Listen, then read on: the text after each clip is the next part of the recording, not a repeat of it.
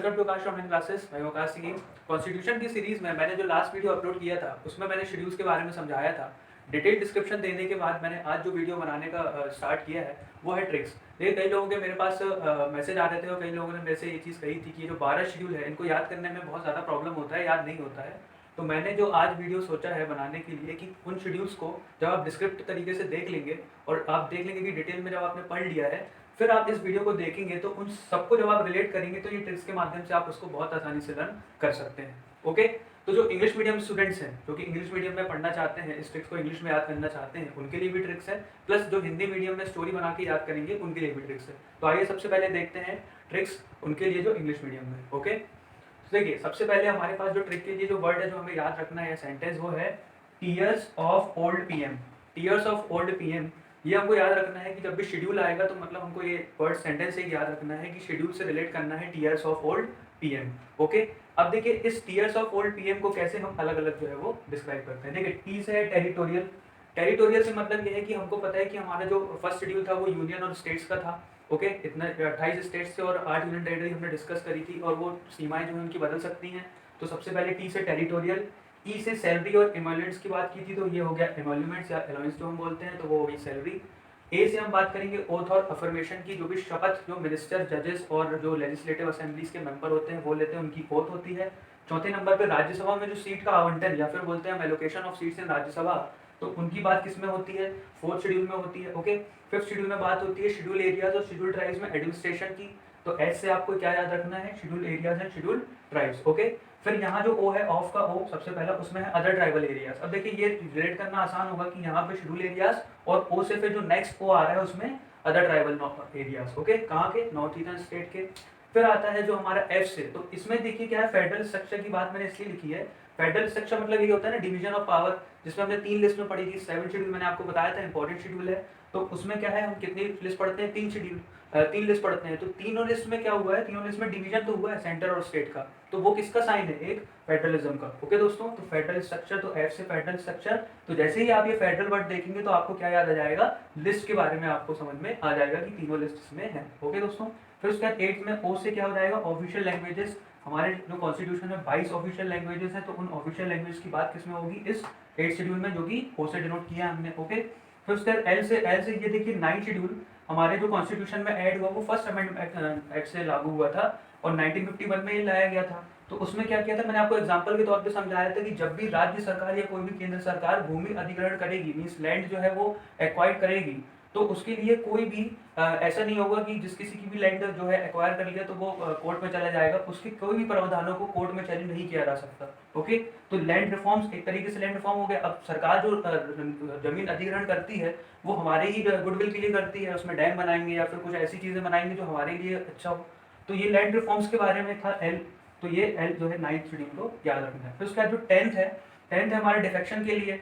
1985 में जो 52nd amendment act हुआ था उसमें एंटी डिफेक्शन लॉ बना था। जो भी नेता जो है अपनी पार्टी को छोड़ के जीतने के बाद दूसरी पार्टी में जाते हैं तो उनकी सीट जो है वो निरस्त हो जाती है। तो ये 10th शेड्यूल में आया था। ओके दोस्तों, फिर उसके बाद 11th में आया था 73rd अमेंडमेंट एक्ट 1992 में बना था। उसमें पंचायती राज को क्या मिला था? ऑफिशियल जो है वो एक रिकॉग्नाइजेशन मिल गया था। तो पी से आपको ये याद रखना है और एम से आपको याद रखना है म्युनिसिपैलिटी 74th अमेंडमेंट एक्ट, उसी के जस्ट बाद। तो वो क्या हो गया? म्युनिसिपैलिटी जो है उसको रिकॉग्नाइजेशन मिल गया। ओके, तो tears of old PM. Okay, एक बार मैं फिर से रिपीट कर देता हूँ। T for territorial, E for emoluments, A for oath and affirmation, R for Rajya Sabha, S for schedule areas and schedule tribes का एडमिनिस्ट्रेशन, ओ से other tribal area of north east states का एडमिनिस्ट्रेशन और control. तो of से उसके बाद फिर F से हो जाएगा फेडरल स्ट्रक्चर, जिसमें हम लिस्ट की बात करेंगे। फिर ओल्ड के ओ से हम बात करेंगे ऑफिशियल लैंग्वेजेस की, जो कि 22 हैं। एल से हम बात करेंगे लैंड रिफॉर्म्स की, जो कि 9 शेड्यूल है, पहले अमेंडमेंट से आया था। ओके, फिर उसके बाद डी से बात करेंगे हम डिफेक्शंस की, जो कि 10 शेड्यूल में है। 11 शेड्यूल में हमारा पंचायत को रिकॉग्नाइजेशन मिल गया था और एम से हम याद करेंगे म्युनिसिपैलिटी। सो आई होप दोस्तों ये सब आपको ट्रिक जो है आपको अच्छी लगी होगी और आप इसको अप्लाई करेंगे, 2-3 बार पढ़ेंगे तो आपको पूरी तरह याद हो जाएगा। ओके दोस्तों, अब देखते हैं हिंदी मीडियम के लिए। तो हिंदी मीडियम के लिए क्या क्या ट्रिक हो जाएगी? देखिए, हिंदी मीडियम से मतलब ये है कि हिंदी में एक्चुअली में हमारे पास इंग्लिश में भी ट्रिक होना चाहिए, हिंदी में भी होना चाहिए। तो जिन लोगों को इंग्लिश में कंफर्टेबल होता है याद करने में, वो इंग्लिश में याद कर लेंगे और जो हिंदी में कंफर्टेबल है वो हिंदी में याद कर लेंगे। ओके दोस्तों, ऐसा इंग्लिश मीडियम हिंदी मीडियम से कुछ नहीं होता है। ओके, अब देखिए इसमें जो हमारे पास सेंटेंस हमको याद करना है वो क्या है, लिस्ट किसकी, सैलरीज किसकी जिन्होंने ओथ ली है। ओके, तो देखिए यहाँ पे इस लाइन में आपकी 3 शेड्यूल जो है वो कवर हो चुकी है। लिस्ट मतलब आपको पता है, लिस्ट मतलब यूनियन टेरिटरीज की लिस्ट। ओके, 28 स्टेट्स और 8 यूनियन टेरिटरीज की लिस्ट। ओके, सैलरीज मतलब मैंने आपको बता चुका हूँ कि सैलरीज जो वीवीआईपी पर्सन है हमारे उनकी सैलरीज और उन्हीं की ओथ। ओके, तो लिस्ट किसकी, सैलरीज किसकी जिन्होंने ओथ ली है। Okay, clear. फिर उसके बाद किसकी, राज्यसभा की, मतलब किनकी, ये जो मेंबर है ये किनकी बात हो रही है यहाँ पे, राज्यसभा की। ओके, तो इसे याद करने का तरीका है कि लिस्ट किसकी, सैलरीज किसकी जिन्होंने ओथ ली है। किसकी ओथ ली है, राज्यसभा की। तो 1 2 3 4 ये आपको क्लियर हो गया। फिर उसके बाद जो लोग राज्यसभा के मेंबर होते हैं, जो लोग राज्यसभा के मेंबर होते हैं उन्हें एडमिनिस्ट्रेशन एंड कंट्रोल मिल जाता है किसका, शेड्यूल ट्राइब्स का। ओके, तो ये एडमिनिस्ट्रेशन एंड कंट्रोल मिल जाता है शेड्यूल ट्राइब्स का। ये किस में था, हमारे 5वें नंबर पे, तो ये हो गई हमारी 5वीं। फिर 6वें नंबर पे एंड ट्राइबल एरियाज का, मतलब कि इनका तो एडमिनिस्ट्रेशन मिलता ही है, साथ में ट्राइबल एरियाज जो कि नॉर्थ ईस्टर्न स्टेट में है उनका भी मिल जाता है। ओके, तो मिल जाता है। उसके बाद और पावर्स, तो पावर्स की बात कहाँ की थी, डिस्ट्रीब्यूशन ऑफ पावर की 7 शेड्यूल में, तो वो आ गया 7वें नंबर पे। फिर उसके बाद फिर तो यहाँ से कंटिन्यू करते हैं, जो लोग राज्यसभा के मेंबर्स होते हैं उन्हें एडमिनिस्ट्रेशन एंड कंट्रोल मिल जाता है शेड्यूल ट्राइब्स का एंड ट्राइबल एरियाज का। उसके बाद पावर्स भी मिल जाती है। क्लियर, तो ये आपकी 3 यहाँ पे कवर होगी। उसके बाद ये जो नाम मैंने सोचा ये ऐसे ही है, लल्लन नाम के बंदे को, पर्सनली कोई ना ले, लल्लन नाम के बंदे को डिस्क्वालीफाई कर दिया। लल्लन क्या है, अब देखिए लन मतलब लैंग्वेज। ओके, तो ये LAN का मतलब यहाँ पे क्या है, लैंग्वेज। और दूसरा जो LAN है लन लन, तो ये क्या होगा दूसरे वाले का, 9 वाला लैंड रिफॉर्म्स की बात की थी यहाँ पे, हमारी 9 शेड्यूल जो इंट्रोड्यूस हुई थी। ओके, ये मैं समझा चुका हूँ पहले भी आपको। तो उसके लिए क्या है, पहले वाले के लिए क्या है, लैंग्वेजेस है LAN का मतलब, और दूसरे का मतलब क्या है, LAN का 9 शेड्यूल से। ओके, तो उसके बाद लल्लन नाम के बंदे को डिस्क्वालीफाई कर दिया। तो देखिए जो अपना डिफेक्शन के ग्राउंड ऑफ डिफेक्शन में जो डिस्क्वालीफाई होता है उसकी बात यहाँ पे करी गई है। तो डिस्क्वालीफाई कर दिया कहाँ से, पूछेगा डिस्क्वालीफाई कहाँ से कर दिया, तो पंचायत एंड म्यूनसिपैलिटीज से। तो ये 11 और 12 हो गया। क्लियर हुआ दोस्तों, तो ये सेंटेंस आप याद रख लेंगे तो आपको ये पूरी 12 की 12 शेड्यूल एक ही इस पैराग्राफ में लर्न हो जाएंगी। क्लियर हुआ दोस्तों, तो एक बार मैं फिर से पढ़ देता हूँ।